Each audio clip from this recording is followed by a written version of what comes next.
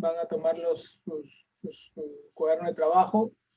Vamos a hacer la parte de arritmias cardíacas. Le he pedido al doctor Conde que por favor me ceda su turno el día de hoy para poder avanzar a arritmias cardíacas y valvulopatías, ¿ya? Para que mañana ustedes puedan hacer traumato con él y el día miércoles van a estar con él probablemente para que puedan cerrar ese bloque y puedan dosificar los dos temas. Ya, lo vamos a poner en grande. Muy bien, chicos. A ver, vamos a ver ahí. ¿Me escuchan bien ahí, muchachos? ¿Me escuchan bien? ¿Sí? ¿Qué tal? Conmigo las reuniones a las 5 de la mañana son los martes, miércoles, jueves y viernes. O sea, mañana tenemos 5 de la mañana. Espero que ustedes han estado, me imagino, han respetado mi ausencia los días sábados y domingos y solitos han estado metiéndose a las 5 de la mañana haciendo sus estudios. Así es. A ver, ahí. Hoy me levanté. Día del Padre. la, la fregada. Muy bien. Le fallé. Muy bien, chicos. Vamos a hablar de arritmias cardíacas. ¿Ya están con sus apuntes? ¿Ya están ahí?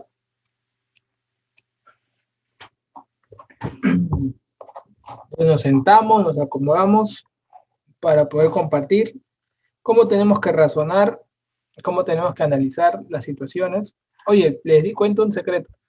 Este año en el examen del ENAM, en residentado, arritmias nuevamente toma protagonismo. Toma protagonismo. Así que agárrense, porque es un tema rentable, muy rentable, para sacarle provecho. ¿Ya? Muy rentable para sacarle provecho. Entonces, comenzamos. ¿Qué tenemos que saber acá? Bueno, generalidades primero las taquiarritmias. Primero, hay que recordar un concepto electrofisiológico. Vamos a dibujar el corazón. Y ustedes saben que a nivel electrofisiológico el corazón tiene un impulso que nace en el nodo sinusal, que luego por 3 vías se terminan uniendo al nodo auriculoventricular y luego viene el haz de His, ¿no? Hasta ese momento, ¿qué es lo importante para recordar? Que la aurícula no se comunica con el ventrículo, miren, no se comunica con el ventrículo, pero hay una vía eléctrica que comunica la aurícula con el ventrículo, es el haz de His. Todo lo demás está aislado, aurícula con ventrículo, ¿no? Aquí viene el haz de His, rama derecha, rama izquierda, que tiene parte anterior y tiene parte posterior. Y luego vienen las fibras de Purkinje. Entonces, ¿esto por qué es importante? ¿Por qué? Porque generalmente nosotros en las taquicardias, vamos a dividir dos cosas. Vamos a dividir las taquiarritmias supraventriculares y las taquiarritmias ventriculares. Y quien permite dividir esto es el haz de His. Todo lo que suceda arriba del haz de His será supraventricular y todo lo que suceda debajo del haz de His será ventricular.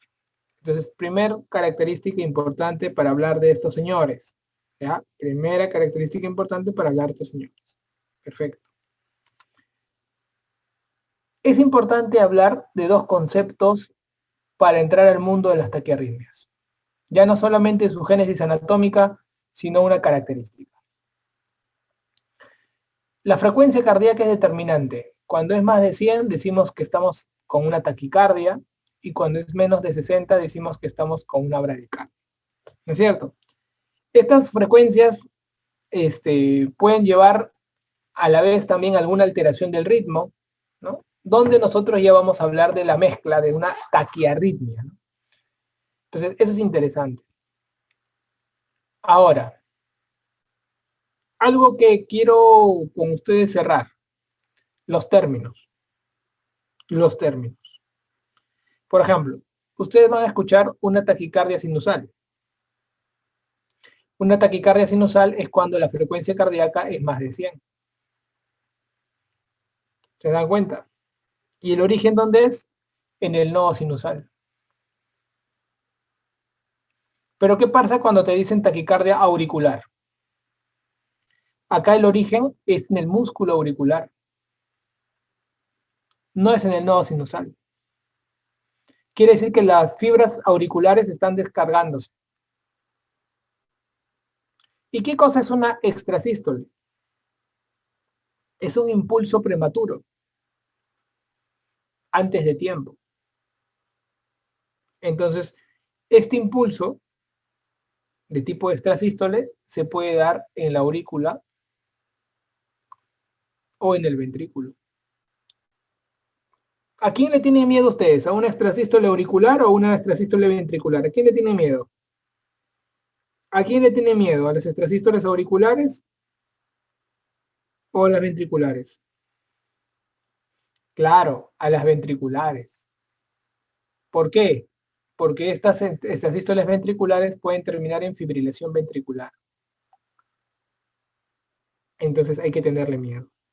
Entonces, estas extrasístoles son latidos que están adelantados, son prematuros. ¿Sí? Se han adelantado esos latidos. Entonces, normalmente estas extrasístoles son las arritmias más frecuentes. Si nosotros abrimos acá nuestras líneas, podemos decir que estas extrasístoles son las más frecuentes. Acá vamos a una más larguita.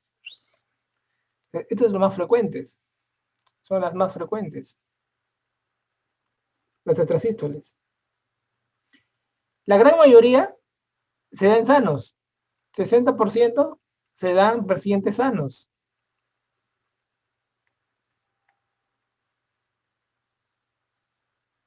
Y si tú tuvieras un problema, por ejemplo, tienes un problema estructural en el corazón, de repente una cicatriz por un infarto, 90% de los casos te hacen extrasístoles. O sea, hay extrasístoles que salen en corazones sanos y en corazones enfermos, ¿no? El tema de las extrasístoles para matarla es de que generalmente son asintomáticos. Y son asintomáticos, no se tratan. Solamente tratan ustedes los que son sintomáticos. Le dan tratamiento. ¿Cuál es el tratamiento más frecuente de una extrasístole? Pregunta examen. Correcto, los beta bloqueantes. Los beta bloqueantes. ¿Ok? Los beta bloqueantes. ¿Qué pasaría si tú tuvieras una extrasístole y aparte tienes un latido normal? ¿Cómo se llama esto? Cuando tienes una extrasístole más un latido normal. Bigeminismo.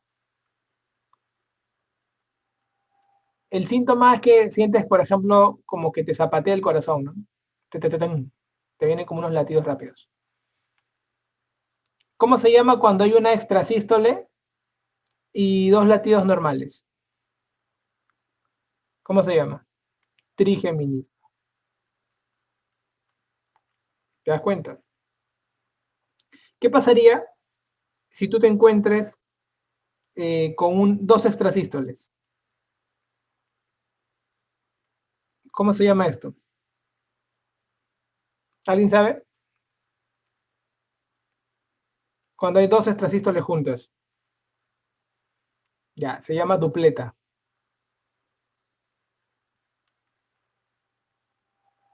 ¿Y cómo se llama cuando hay tres o más extrasístoles? ¿Cómo se llama eso? ¿Alguien sabe? Ya, taquicardia ventricular.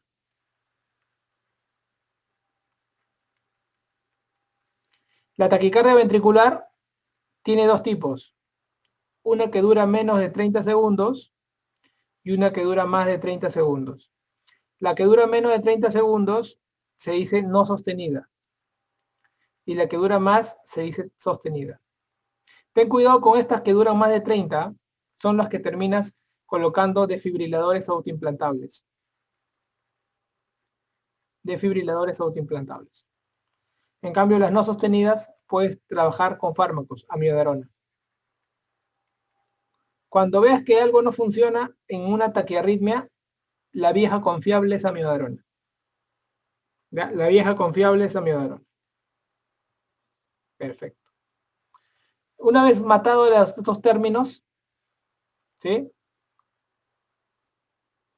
Ya pasamos a los términos de madre, ¿no? Al cómo clasificar una taquiarritmia. Observemos este EKG.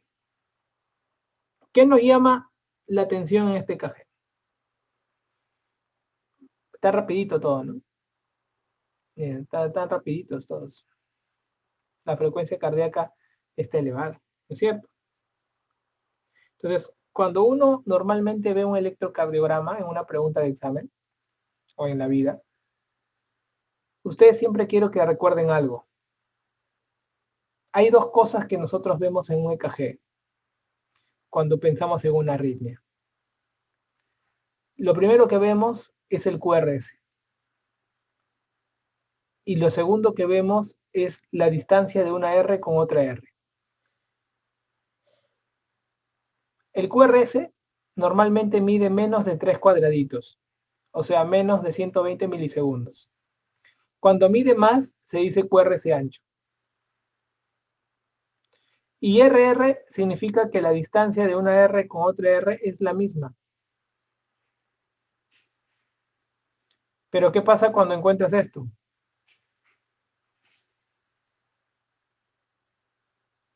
Es diferente, ¿verdad? Claro. Entonces, estas dos cosas quiero que recuerden ustedes. Cuando un paciente tiene una taquicardia en una pregunta, lo primero que tienen que pensar es en el QRS estrecho y en el QRS ancho. El QRS estrecho tiene menos de 3 cuadraditos y el QRS ancho tiene más de 3 cuadraditos. Otro detalle importante que quiero que recuerden es que los QRS estrechos son más frecuentes. ¿Ya? Y otro detalle también es que estos corazones son corazones jóvenes. Son corazones sanos. En cambio, estos corazones de acá son corazones con yaya, ancianos. Son corazones con daño estructural. Entonces, esto es muy importante, chicos. Porque si yo tengo un paciente que viene con un infarto antiguo y viene con cicatriz, yo tengo que pensar que tiene un QRS ancho. En cambio, si viene con un QRS estrecho, generalmente alguien joven, alguien que no tiene tanto daño en el corazón, me dejo entender. Como esto es más frecuente, mira, como esto es más frecuente, esto te preguntan más. Entonces, ¿qué he visto primero? El QRS. Ahora que tengo que ver los RR, la distancia de una R con otra R. Un punto R con otro R, con otro R, con otro R, con otro R. Esa distancia que tenemos entre R y R. Puede ser que la distancia sea la misma, ¿eh? Y se dice que es regular. O puede ser que la distancia de repente está acá, el otro está acá, el otro está por acá y el otro es por acá. En cualquier derivada. La derivada que más usamos nosotros para ver esto es la derivada de 2. Porque la derivada de 2, ya saben ustedes, es el vector cardíaco. Entonces, cuando tiene diferente distancia de R a R, se dice que es irregular. Cuando es irregular, estamos en el mundo de la fibrilación auricular. La fibrilación auricular es lo más preguntado, es la arritmia clínica, o sea que hace manifestaciones clínicas más frecuentes. Es lo más preguntado. Esto es lo más preguntado. La fibrilación auricular. ¿Y qué es? Es irregular. Entonces, ¿qué voy a encontrar en una fibrilación auricular? Dos cosas. Tengo que encontrar que R a R son irregulares con distinto tamaño y ausencia de la onda P. ausencia de la onda P.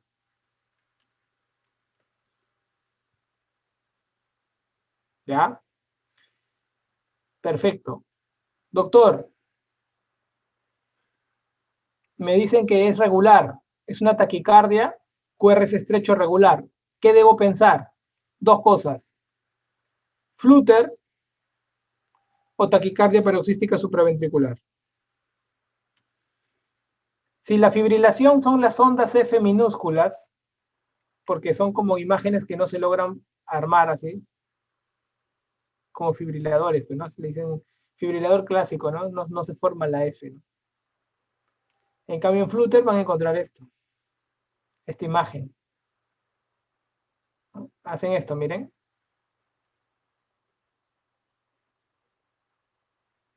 Hacen esta imagen.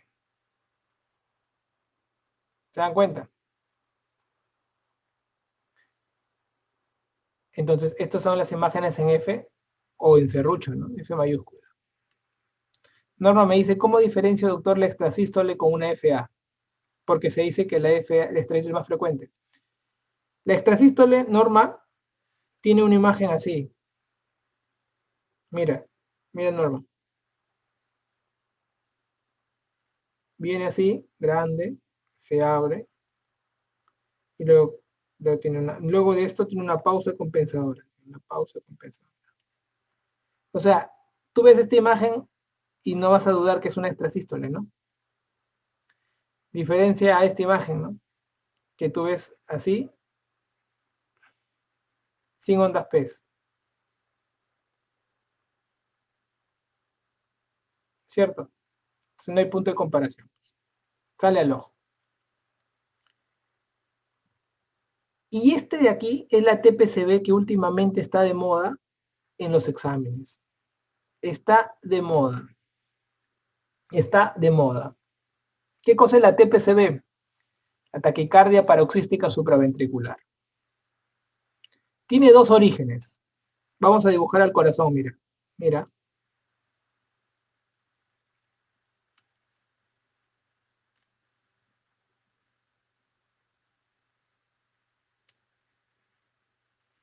Entonces, mira.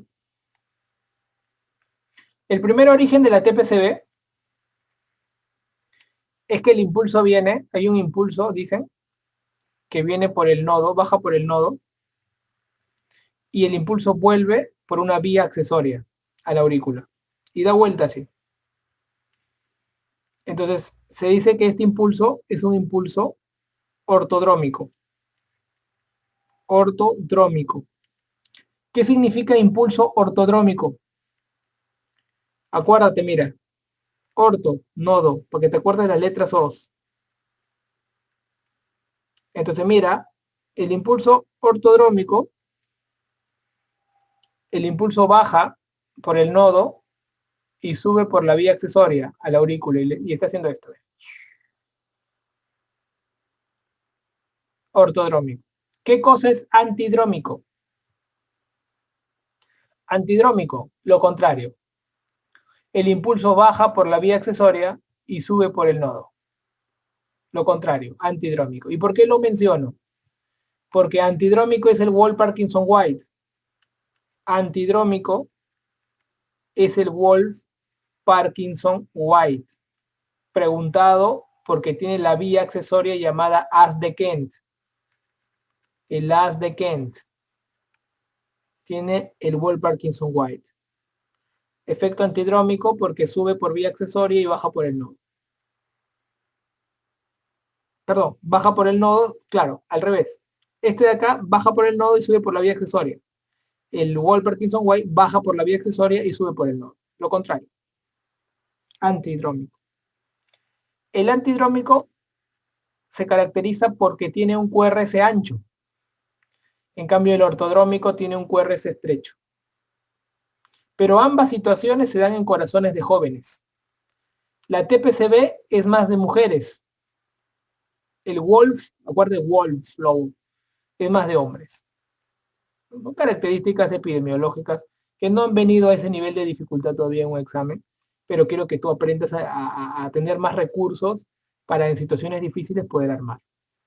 Entonces, mira, Primer origen, pregunta de examen. Vías ortodrómica, primer origen de una TPCB por vía ortodrómica.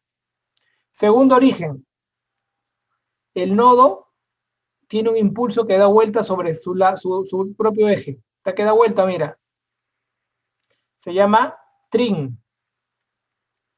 Taquicardia de reentrada intranodal. Y da impulso y se vuelve loco. Pregunta para todos. Pregunta para todos. ¿Cuál es la estructura anatómica que estamos viendo que resalta en la taquicardia paroxística supraventricular? ¿Cuál es la estructura anatómica que vemos está presente en la génesis obligatoria de una taquicardia paroxística supraventricular? ¿Cuál es? Así al ojo. Correcto, correcto. Muy bien, chicos, muy bien. Claro, el nodo B. ¿Por qué? Porque justamente en la TPCB por el nodo baja y por la vía accesoria sube. Ahí está el nodo. Y en la TRIN, en el mismo nodo se hace el efecto. Entonces, con esto quiero responderles la pregunta más formulada y no tienen nada que memorizar. Si el nodo está presente, ¿quién es el bloqueador natural del nodo? El vago. ¿Estamos? El vago. Entonces, ¿qué pasaría si en el corazón hay un impulso fuerte que viene de la aurícula al ventrículo? Yo lo puedo frenar. ¿Cómo lo freno al nodo? Estimulando al vago. Estimulando al vago. ¿Y cómo estimulo el vago? ¿Cómo estimulo el vago? Con coaching, me dicen ahí. ¿Cómo estimulo el vago? Con coaching. Al vago se le estimula dándole un impulso. Cuando tú haces un masaje carotidio, al nervio que tú impulsas no es al vago. ¿Cuál es el nervio que sale de las carótidas y se va al bulbo? ¿Qué par craneal es? No es el vago. Claro, muy bien, Freddy. ¿Cuál es? ¿Cuál es el nervio que sale de las carótidas cuando uno hace masaje carotidio, va al bulbo y luego el bulbo te responde? El noveno par. El noveno par. Acuérdate, el noveno par. Entonces, el noveno par es pregunta clásica. Mira, es de pregunta clásica. De la carótida sale el noveno par. Y de la aorta, de la parte posterior de la aorta, sale el décimo, el vago. Entonces, los impulsos llegan al bulbo y del bulbo vuelve a salir el vago y llega al nodo y lo frena. Eso lo veremos en TPCB, ¿no? Cómo se hace un masaje carotídeo. Entonces, qué importante es el nodo, entonces, y qué importante es el masaje. O sea, pregunta para todos ustedes ahorita. ¿Cuál de todas las arritmias que estoy enseñándoles, las taquiarritmias, la maniobra vagal es, como se dice, fundamental? ¿En la fibrilación? ¿En el flúter o en el TPCB? Así, TPCB. Entonces, cuando yo veo una pregunta de examen de TPCB, es porque te están diciendo la primera maniobra va a ser vagal, hermano. ¿Entiendes? Ahora, no siempre responden, ¿no? 60% de las veces responden. La 40 no responden. Tienes que estar preparado para eso. ¿Qué le doy si no responde? Entonces, bonito, ¿no? ¿Qué te parece? ¿Hermoso o no es hermoso? Esto es QRC estrecho. Ahora vámonos al QRC ancho. ¿Qué tiene características el QRC ancho? Corazón con yaya. Corazón con yaya. Daño estructural. Tiene yaya. ¿Qué puede originar? Taquicardia ventricular, maestro. Y la taquicardia ventricular, acá estamos abajo, mira, acá estamos taquicardia ventricular, maestro. Mira. Mira, acá está taquicardia ventricular. Yo te he explicado eso, qué cosa es. Entonces, esas taquicardias se pueden presentar, ¿no? Pueden ser no sostenidas o pueden ser sostenidas. Importante. No, nunca lo han tomado. Nunca han tomado TRAP, Mauricio, nunca. Lo que ustedes les toman es lo que vemos con más frecuencia. Hay arritmias, por ejemplo, chicos, hay canalopatías, arritmias difíciles, que nunca han sido tomadas porque no se ven en la práctica en el día a día. Digamos, esto es lo que un médico general tiene que dominar, por ejemplo, ¿no? Pero nosotros cuando ya vemos patologías de especialidad, cuando hacemos ablaciones, son cosas muy difíciles que un médico pueda ver en el EKG. Pero acá con esta sí puede, los 4 se pueden diagnosticar en el EKG. Entonces lo tienes que tener presente para hacerlo bien. Y con que sepas esto, estás resolviendo el 85% de las arritmias de una población general. ¿Sí? Importante. El TRIN está dentro, claro, pues. Son 2 génesis para el TPCB, Karen.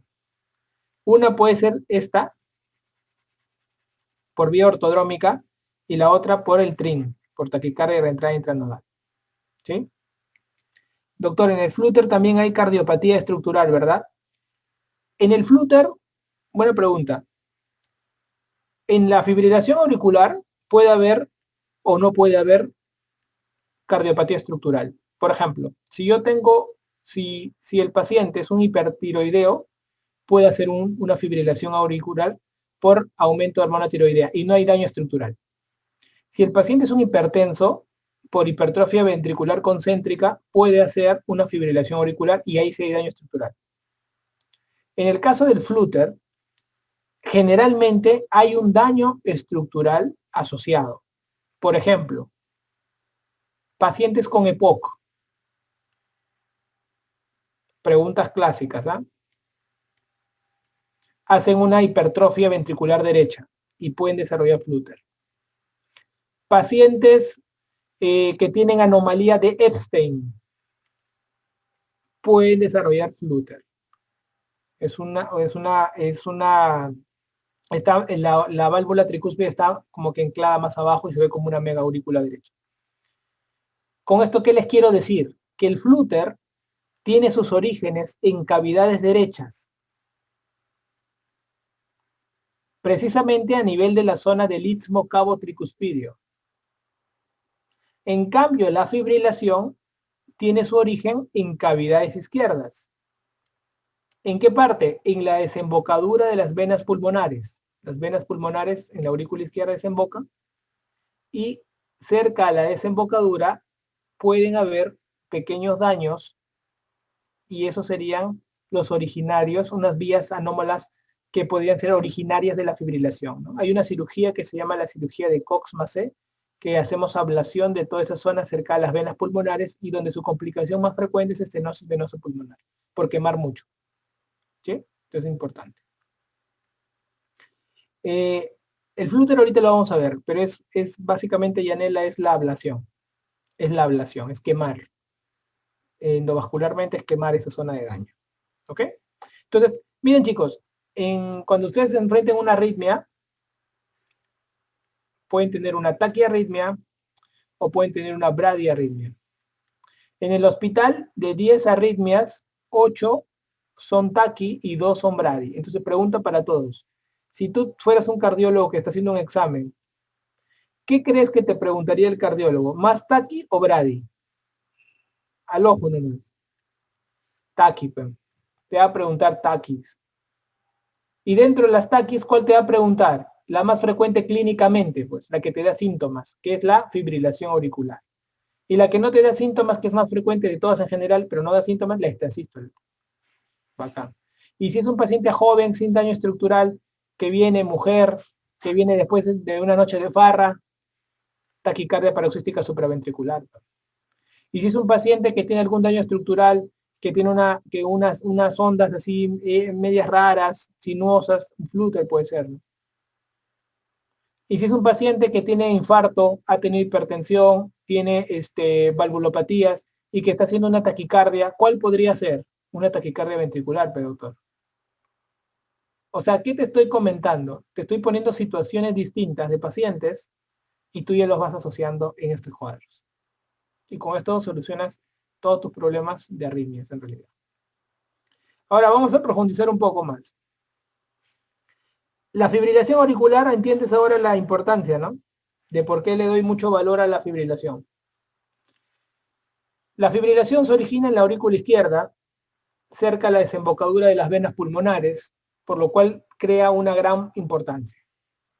Si nosotros analizamos un poco las causas, pacientes mayores tienen más predisposición, pacientes posoperados de cualquier cosa tienen más predisposición por las drogas anestésicas, pacientes hipertiroideos tienen más. Y ha sido preguntado esto, ¿no? Hipertiroideos.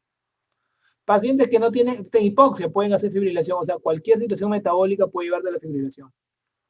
Sea hipoxia, hipercapnia, cualquiera. Pero ¿cuál es la que más preguntan? La estenosis mitral. ¿Por qué? ¿Por qué, chicos, la estenosis mitral puede hacer fibrilación? ¿Cuál es la causa? ¿Por qué? ¿Por qué la estenosis mitral puede hacer fibrilación? Muy bien, Mauricio. A ver, ¿quién más? ¿Quién más? Hay un manchón, ¿ah? Hoy día en la noche, no sé qué les ha pasado, algo les ha picado, hay un manchón.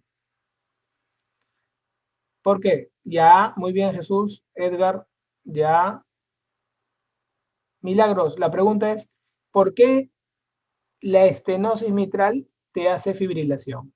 ¿Por qué? O sea, ¿por qué lograría hacer? Sebastián, a ver qué pone.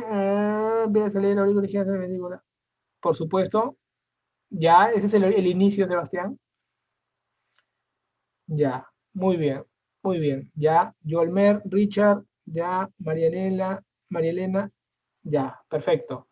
Miren, es por el sentido que la estenosis mitral, al cerrar la entrada de trayecto al ventrículo, hace poco a poco aumentar su volumen debido a la alta presión. Cuando la aurícula aumenta su tamaño más de 4 centímetros de diámetro, comienzan las fibras a comportarse de manera anómala, comienzan a protestar. Normalmente las fibras musculares auriculares siguen un patrón de impulso originario en el nodo sinusal.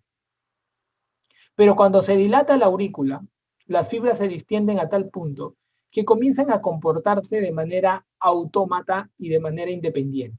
Y ya no le hacen caso al nodo sinusal.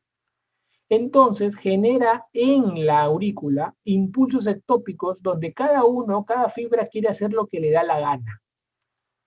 ¿Sí? Como las fibras han crecido, se achoran y dicen, ¿sabes qué? Yo estoy grande, ¿ah?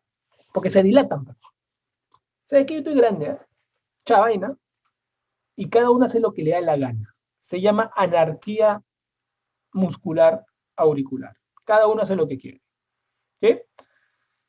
Entonces, como cada uno hace lo que quiere, el ventrículo comienza a temblar. Una tembladera, pero no se contrae adecuadamente, por lo tanto la sangre no pasa al ventrículo, se queda más tiempo en la aurícula. ¿Por qué? Porque no tiene la potencia, entonces se queda más tiempo la sangre. Y cuando la sangre se queda más tiempo, ¿qué ocurre en la sangre cuando se queda más tiempo?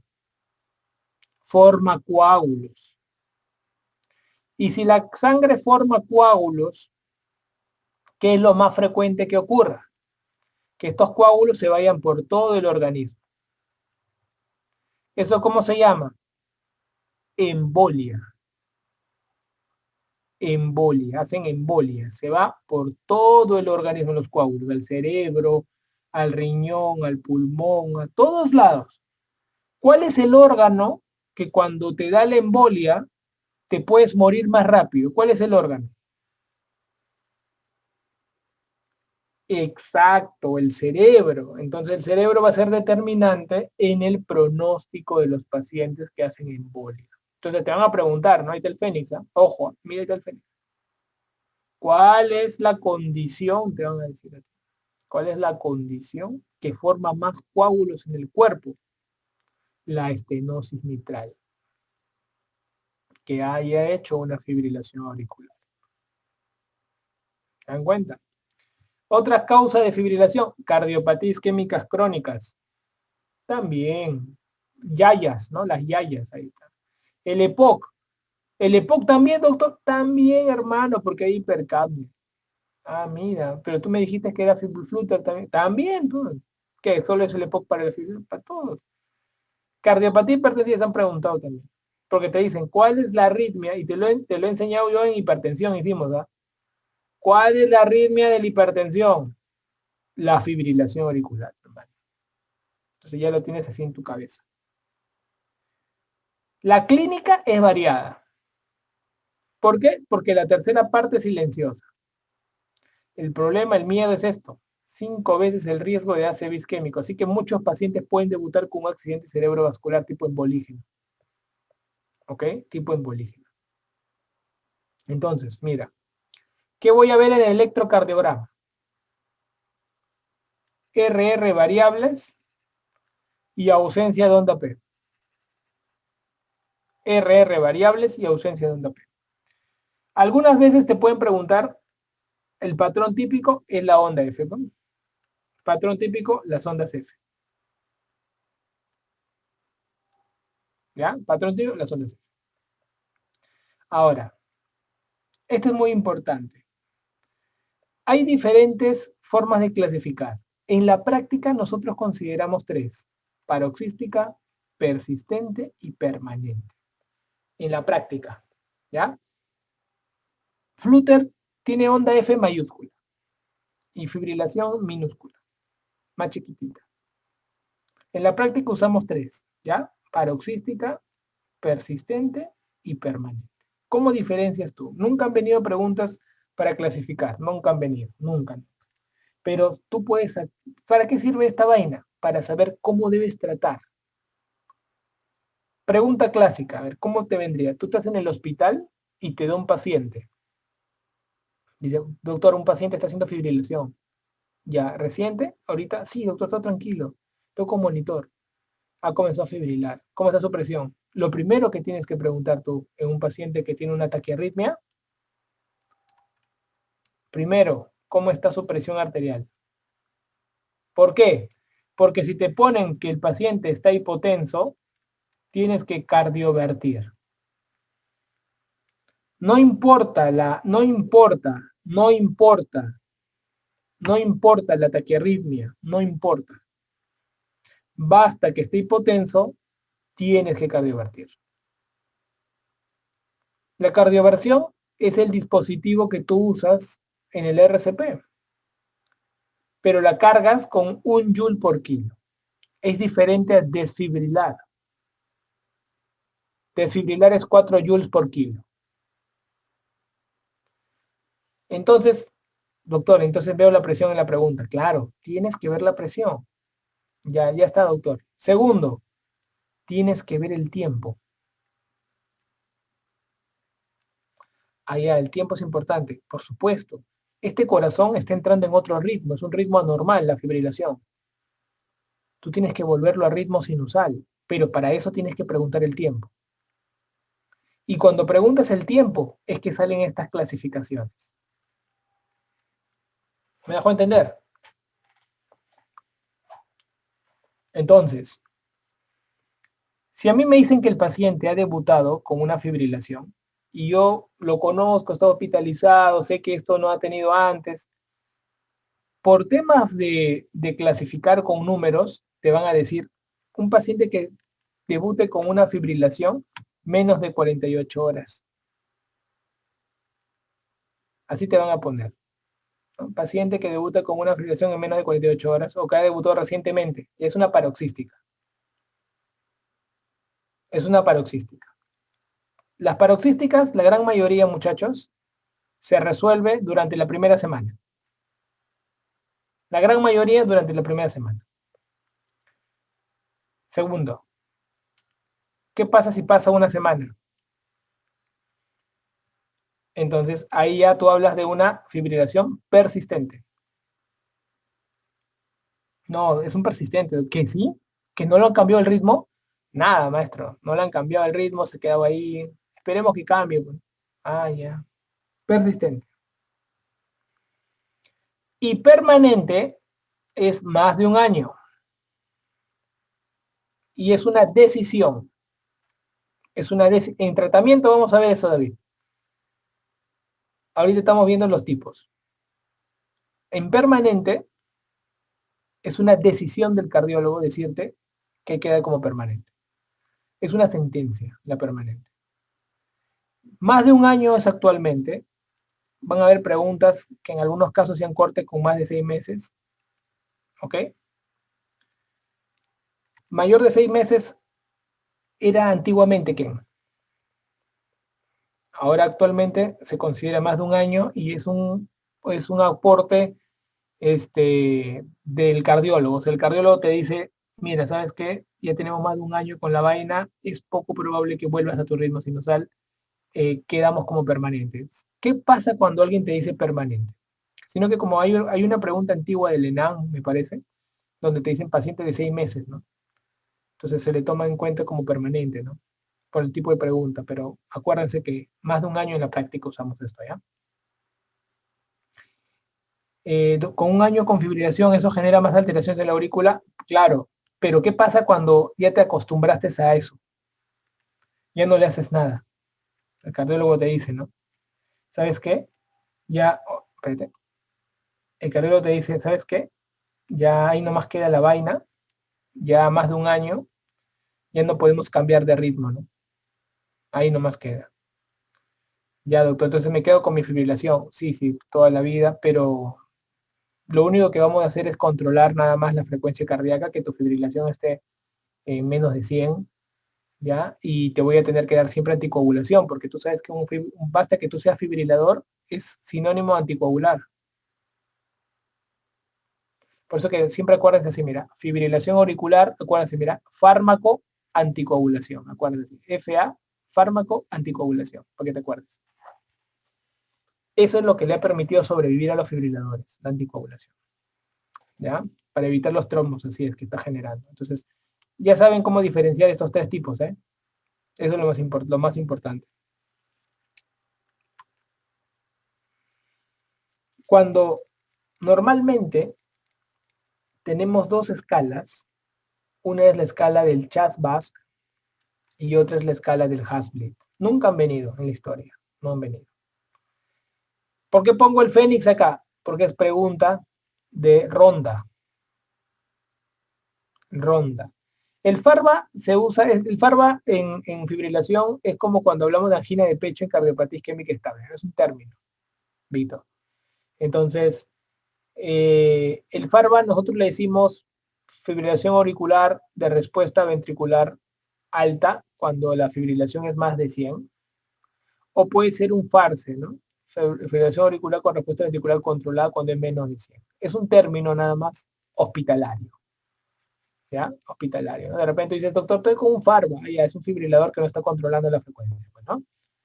Y yo estoy con un FARSE, ¿no? Ya controló, nada más por ese término, ¿no? Pero no es una clasificación, algo, es un término. Los flutter también se anticoagula. También anticoagulamos en los flutters. Diana, buena pregunta. También lo anticoagulamos. ¿Por qué? Porque son embolígenos. Ya lo vamos a ver ahorita. No se usan las mismas escalas en el flutter. No se usa porque esto, bueno, algunos lo utilizan, ¿eh?, como equivalentes, pero esto fue creado para fibrilación. Diana, fue creado para fibrilación. Algunos ya lo extrapolan, ¿no? Pero fue creado para fibrilación. El Chas-Basque te dice en qué momento el paciente debe anticoagular, ¿no? Básicamente es eso. Y de todas las variables, esto te preguntan en ronda de interno. Eso te pregunto, por eso te lo pongo aquí nada más. No, no te preguntan en ningún examen de la vida. Nunca han venido, no ha venido nunca al menos. Pero al menos para que recuerdes esto, ¿no? La edad mayor de 75 años tiene puntuación más alta, igual como accidente cerebro vascular.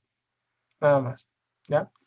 Es lo único. Y teóricamente decimos que cuando tú tienes un puntaje mayor o igual a 2, tienes que anticoagularte. ¿Ya? Mayor o igual a 2, tienes que anticoagularte. El Hasblit es una escala para ver el riesgo de sangrado. Nunca lo han preguntado, pero te lo pongo aquí para que lo mires nada más. Ni siquiera en ronda. ¿Ya? Entonces, eso es importante. Entonces, ¿cuál es el tratamiento de la fibrilación auricular, doctor? Porque sé que esto es recontra importante y me va a venir en los exámenes y todo el tema, ¿no? Entonces, es una tendencia que me va a estar persiguiendo. Por supuesto que te va a estar persiguiendo, hermano. Por supuesto. Ahora, acá, doctor, vamos a poner aquí, vamos a completar esto, un ratito, para dejártelo así escrito. Entonces, Tiempo de anticoagulación, anticoagulo con un Chas-VAS mayor o igual a 2, ¿sí? Ya inicio de anticoagulación. Y el riesgo mayor de sangrado me va a comenzar con un Has-Bleed mayor o igual a 3. Un Has-Bleed mayor o igual a 3, tengo más riesgo de sangrado.